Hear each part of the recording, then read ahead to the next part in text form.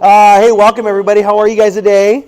It's good to see you guys. So I want to I got a lot to go over. And for me, I'll wait. For me, the Word of God is super, super important. So I know there's going to be a lot of questions on this topic that we have today. I know there's going to be a lot of thoughts. And for some of you guys, it might make you feel a little awkward, a little weird. But that's okay. I love making people feel awkward, okay? So what I'm going to need from you guys, though, if you have questions, look, each of you guys have a piece of paper in front of you. I would love for you guys to use that to write your questions. When you talk out, you're going to ask your group leader, write it down on your piece of paper. I'll answer it then, but I will not have time to answer questions during the teaching. Relationships. There's all kinds of different kind of relationships. There's friendships. There is boyfriend-girlfriend relationships. There's marriage relationships. There's a whole bunch of different types of relationships. But we're going to talk about some of that today. Today's title, though, is called Conmen plus a better way. Okay? So Conmen plus a better way. Now, before I get started, though, I am going to tell you guys a little story real quick. Do you guys know what this is? What is this? Thank you. Leaning Tower Pizza. Pizza? No, it's Eiffel Tower. I forgot. It was really close, though. Good job. Now, the Eiffel Tower, it was built back in 1889. Oh, I'm talking. Thanks. It was built back in 1889. Okay? Now, this was built for the centerpiece of the World's Fair. The World's Fair was this time where all these different countries are coming together to say, look at all the cool stuff we can do. And they built this as a centerpiece. Okay? Now, this tower originally was only built to stay up for 20 years. That's what they made it for. There's 20 years and it's going to get taken down. Okay? Now, what happened was it was up for a good 35 years because everyone loved it so much. They're like, no, you can't take it down. We love this thing. Don't take it down, please. It was about 1925, and then an article came out in the Paris newspaper. And this newspaper article said, man, the Eiffel Tower is actually starting to rust and get old and needs a lot of repairs. And that was it. Right after that newsletter or the newspaper came out with that article in it, these letters started going out to all these scrap metal dealers. Okay? And these people would buy metal and then they can sell it for even more. Or they can make it into something else and they can do whatever they want it with it. Okay? So all these scrap metal dealers really wanted the Eiffel Tower because it's a lot of metal. Okay? It's big.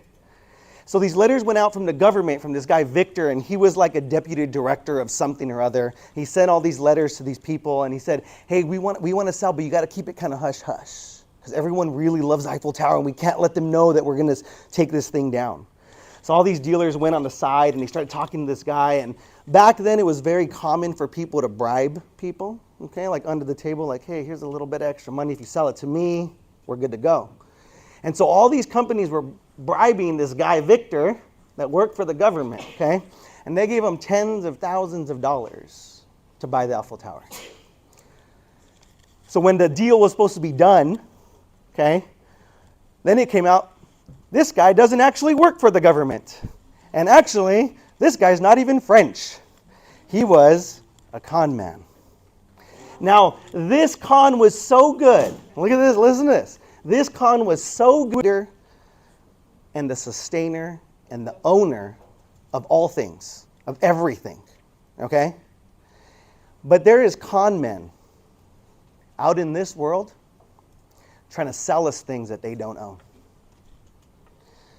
So today we're going to talk about lust, we're going to talk about sex, we're going to talk about relationships, okay? But remember, this is what I need you to remember throughout the entirety of this message. You guys ready? God created those things. God is the owner. He is the creator and He is the sustainer of sex. Okay? Now what we're going to see is that there are people, there are things in this world that are trying to sell us something that they don't own. And people are trying to sell us an idea. They're trying to sell you guys an idea of what it means, yet they do not own it. So, the problem that we have here today is that someone else is trying to sell us what they do not own. So the main idea today, okay? They're trying to sell us something that they do not own. So we're going to end this talk. We're going to talk about sex, lust, and pornography in a little bit. But up to this point in history, okay? Up to this point in history where Jesus comes onto the scene, and we're going to get into the mess. We're going to get into the verses that we're going to be into, the little passage that we're going to be in. When he came here, people in the religious community, in the church, people in the culture at that time, they were trying to sell people the idea of what they believed God was saying about all these different things. What he was talking about murder, what he was talking about marriage, what he was talking about oaths, what they were talking about their enemies, how to pray. And they had a lot to say about what it meant and the idea around sex. So all these religious leaders are trying to tell people like, hey, this is what it means. This is what you're supposed to do. This is how you're supposed to do things. So when Jesus came down though, he says this in Matthew 5:17. Okay, this isn't our main passage, but this is an idea that I need you to get before we get into it because it's an important piece. He says, do not think that I came to destroy. This is Jesus talking. Do not think that I came to destroy the law or the prophets. I did not come to destroy, but to fulfill. Like, all these guys were talking about things that God did talk about. He told us about this and how we're supposed to deal with them. Now, all of these people took what he says this over and over again. He says, you have heard that it was said, but I say to you. You heard that it was said. Because we hear things all the time, don't we? From all over the world. Everybody's telling us stuff. Our friends are telling us things. TV's telling us stuff. All these things are telling us stuff. And Jesus is like, I know you're being told all this stuff, but wait. Hear what I have to say. Hear what I have to say. So let's read our text today. Okay, so we're going to be in Matthew 5:27 through 30. And it says, you have heard that it was said to those of old. All right, remember I said, you have heard what it said. You shall not commit adultery. And then he says, but I say to you. So he's like, I know you've heard what it said about adultery. But I say to you, whoever looks at a woman to lust for her has already committed adultery with her in his heart. If your right eye causes you to sin, pluck it out and cast it from you. But it is more profitable for you that one of your members perish and for your whole body to be cast into hell. And if your right hand causes you to sin, cut it off and cast it from you. For it is more profitable for you that one of your members perish than your whole body be cast into hell. So he was addressing this idea of what adultery and lust looks like. And we're going to talk about those in a minute. But he's saying, look, I know you got sold these ideas. But hold up, I got a better way. Remember, I made them, Jesus was saying. I made these things. I got a better way for you. Let me show you how they're supposed to be used. I know. And I want you to know the better way. Okay? In 1 Corinthians 10:23, it says, man, all things are lawful for me, but not all things are helpful. Conmen.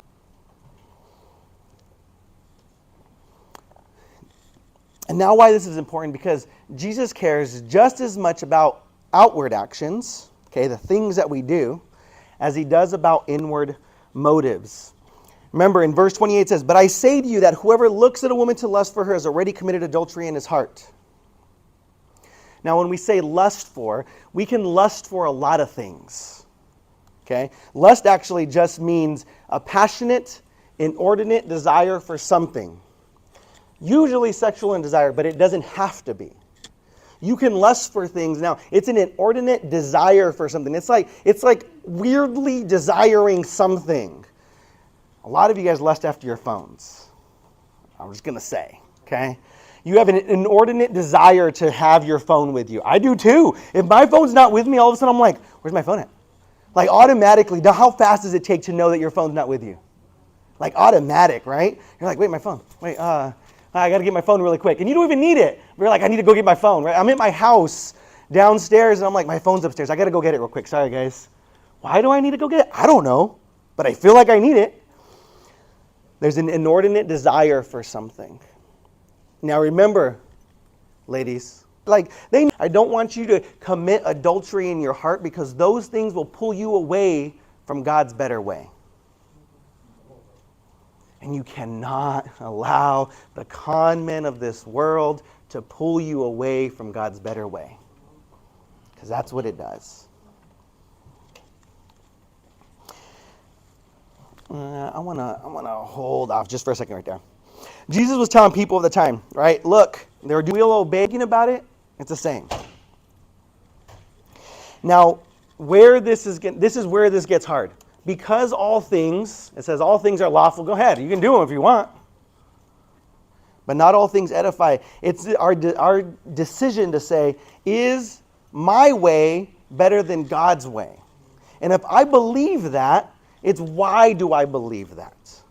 Now, when God came down, God says this. Look at it, Matthew 28:18. He says, and Jesus came and spoke to them, saying, all authority has been given to me in heaven and on earth.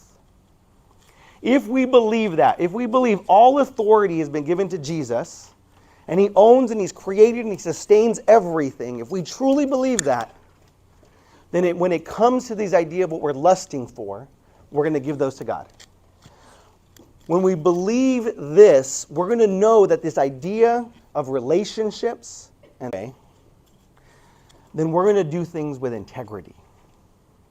We're going to do things in a way where we know we're going to fulfill God's calling in our lives. And when you know the other person in a relationship, whether it's a friendship, or whether it's a boyfriend-girlfriend relationship, or whether one day it's in marriage, you're going to know the other person is living a life of integrity. And if you can't believe that that person that you're staying with, or your friendship with, or you have a relationship with in some sort, if you can't believe they're living a life of integrity, that relationship's going to suffer. What is that? Got it? Got it? So, this is where we're getting to in this world, okay? And I want to tell you guys, it's a little wild, okay? The idea of living with integrity. We've gone so far off of, at times, okay, not everybody, we've gone so far off of what God's way looks like. They did this research study, okay? This group called Barna. Some of us, 13 and 25. This is what they believe. They truly believe this. They believe that not recycling, are you guys getting this, okay? Somebody that doesn't recycle, okay, that person is more immoral than someone that watches pornography. Can you believe that? They did a study and they said, okay, which one's worse? Not recycling or looking at pornography? They go, not recycling, that's horrible. What? Well, the majority of your age says that, actually. Which is kind of crazy. Afterwards, I'll answer questions. Write them down and I promise I'll answer, okay? Kind of a crazy thing, right? But that happens when we begin to believe our own lies or the lies that are being sold to us. Then our moral compass begins to go wacko. Okay? And God's like, I hear you. But I got a better way. Do you want to see the better way? Because I can show you. And that's God's calling to us. He says, I got a better way and I'll show you how to use the things that I created, including sex. I'll show you guys that. Now, God knows that the best way for sex to be enjoyed is in the context of joining a man and woman in marriage. He created it that way, okay? Now, how does he know that? How does he know that? Because he created it. He designed it. He designed it to be used in a way that he said, this is the very best way for this to be used. He created sex in a way that when a man and woman come join in marriage, that they're going to get the best fulfillment, the most joy, the most excitement. Okay? Now, our culture has twisted that. And they're trying to sell us something different. And all of you guys are going to be exposed to it in some different way throughout your lives. Sometimes it's going to be hard. And sometimes it's going to hurt. But I'm going to tell you right now that God says, yeah, I know the world is doing it, and I'm sorry. But I love you, and I want to show you a better way. Come see what this better way is. I truly want you to know. Now, we'll believe and follow the con of the world, okay, in 3 different ways.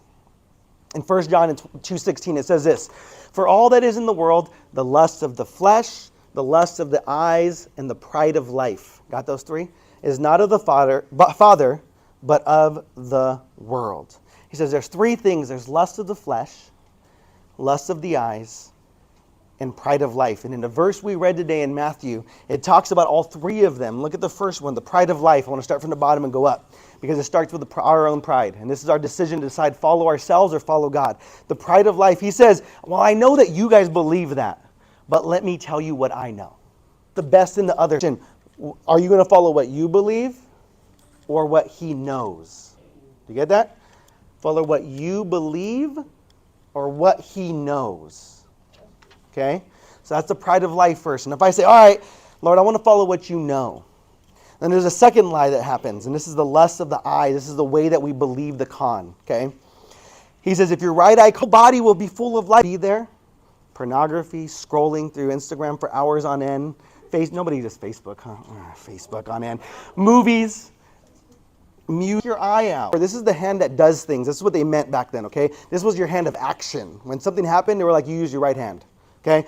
If your right hand causes you to sin, cut it off and cast it from you, for it's more profitable for you that one of your members perish and your whole body be cast into hell.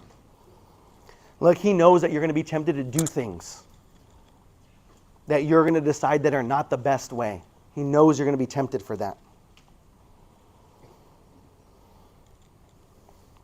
And if statistics are true and we really are believing these lies that are happening, your age group right here, this middle school age group, you guys will seek out what sex and pornography is more than any other group. Now why? Because there's a lot of questions around it, right? You're like, what is this thing?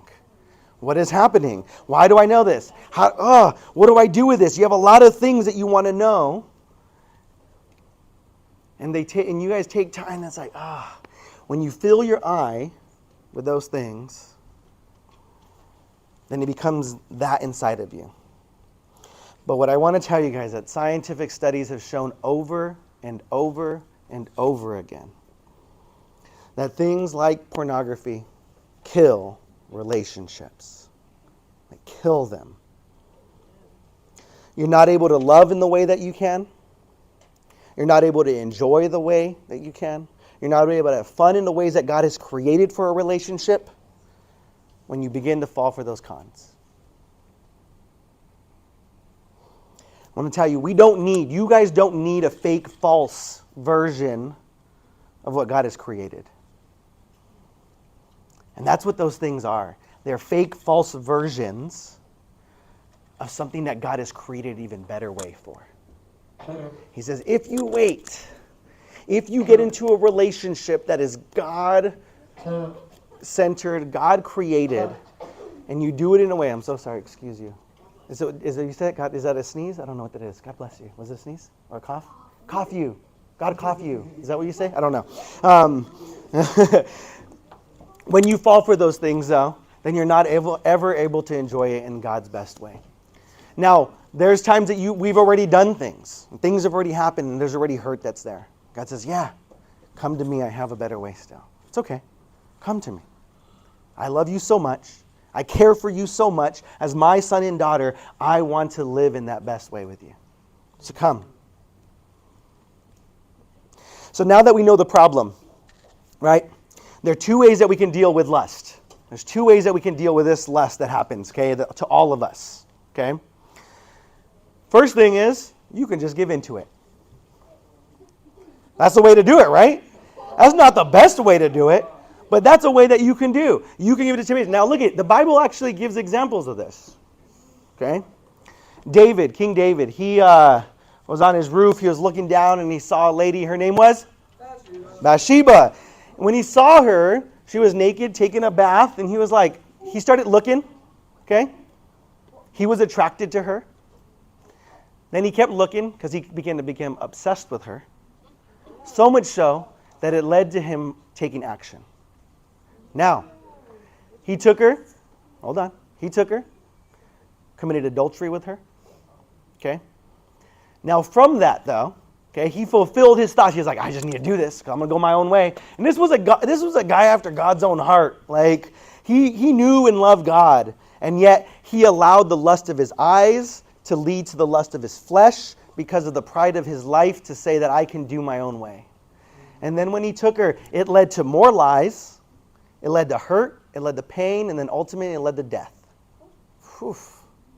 Now, there's a second way that we can deal with things, with lust, okay? And this is a lust that's pulling us away from God again, okay? This lust. Number 2 is get it out of the way or run away. Now, here's an example of that, okay? Joseph was a slave in this guy Uriah's house, okay? And Uriah's wife, though, really, really liked Joseph. He was a good-looking dude, okay? She framed him. So Uriah's wife was like, I really want Joseph. And Joseph's like, no, stay away from me. And she's like, no. And then finally she created like this big elaborate plan. And I kind of imagine it like, I don't know, it must have been like some sort of like Mission Impossible movie and trying to figure out how to catch him. And like she trapped him in this room. And so he finally got to this point and he's like, and she's like, you need to sleep with me. And he's like, and in that moment, he has the two choices. Either give in to the temptation or run away from it. And he decided to the point where he needed to ruthlessly just get out of there. He takes off, she grabs his clothes, he literally runs out of his clothes, like running through the house and outside naked to get away from her, okay? Like he was out, right? He was like, nah, peace out. I'm not handling this. I'm not going to do this. Now, Pastor Nate Wagner, Pastor Wade Wagner, he says this. He says, drastic matters are always appropriate in order to protect spiritual health. Drastic matters are always appropriate in order to protect spiritual health. Sometimes you need to ruthlessly cut out the things in your life that are causing you to fall into sin. The things that are causing you to lust, the things that are causing you to look away from God and look to the conmen of the world. And you need to cut those out. Now, I have a quick video for you guys, okay, showing what it looks like. It's old video, but I want to show it to you guys, okay?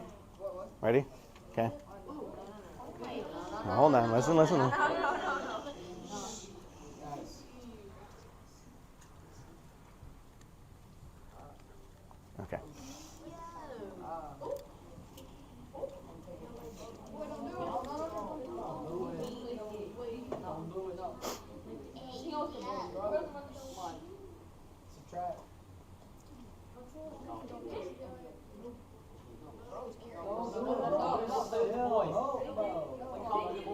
Let's go.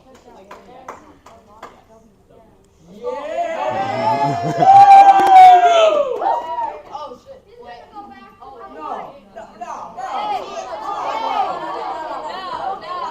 Just break the computer. What do we do?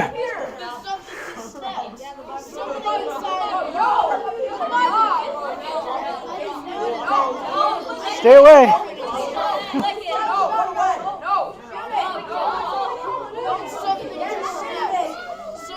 Okay, so look at, he's going to struggle with this for a minute, okay? You guys ready? Hold on. Okay, listen. Listen real quick. Keep watching. And this is going to be the example right here.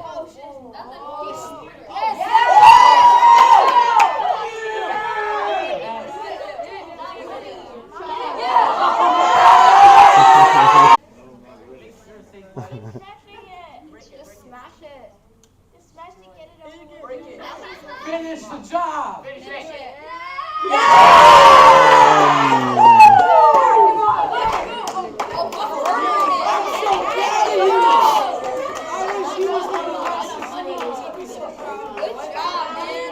All right.